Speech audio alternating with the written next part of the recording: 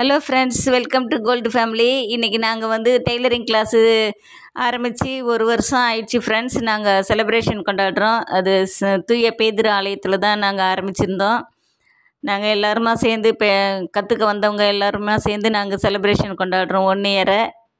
உங்களுக்கு வீடியோவாக எடுத்து போடுறேன், பாருங்கள் ஃப்ரெண்ட்ஸ்.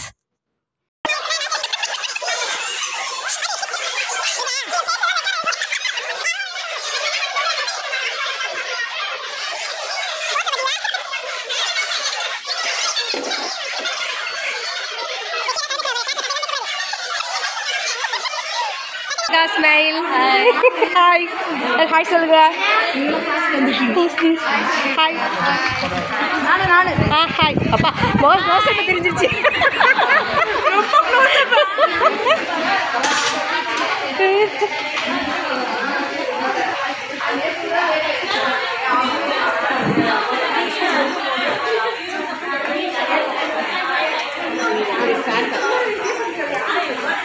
ஆண்டி ஹாய் சொல்லுங்க.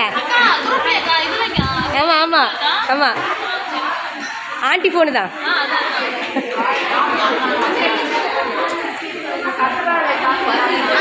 ஹாய் சொல்லுங்க சுவர்ணாக்கா. எல்லாத்துக்கும் காஃபி ரெடி ஆகுது. Cake on the way.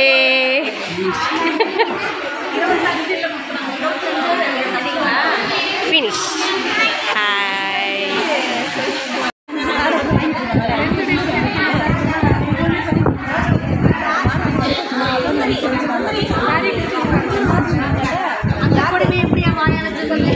Coffee குடிச்ச பிறகு சொல்லுங்க.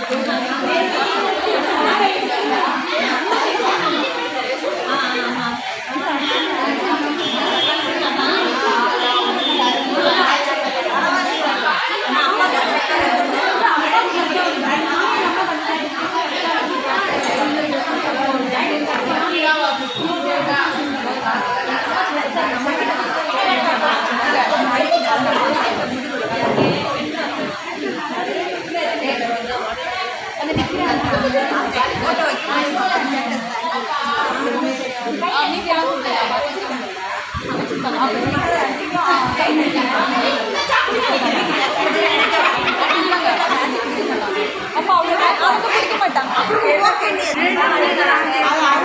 எல்லாரும் காஃபி குடிக்கிறாங்க.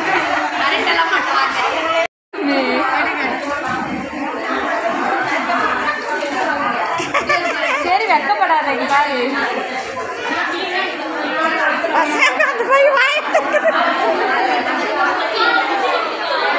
எடுத்தாச்சுமா, எல்லாரையும் எடுத்தாச்சு. உங்களை தான் எடுக்கல, நீங்கள் லேட்டாக வந்துட்டீங்களா. உன் தங்கச்சி எங்கே காணோம்? அது அந்த திரும்பி உன் பையன் தனியாக நின்ட்டானா கூட எடுக்காவ.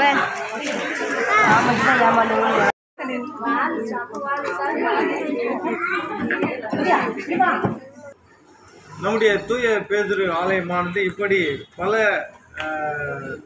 நிகழ்வுகளில் கலந்து கொண்டு, இப்படி சமுதாய பணியில் கலந்து கொண்டு ஒவ்வொருவரையும் பயிற்றுவித்து இப்படிப்பட்ட ஒரு நல்ல வாழ்வை அளித்த என் தேவனுக்கு நான் நன்றி செலுத்துகிறேன். சிறப்பாக இந்த வேலையில் சொல்ல வேண்டும் என்று சொன்னால் நம்ம ஜெயசிலி அம்மா தான்.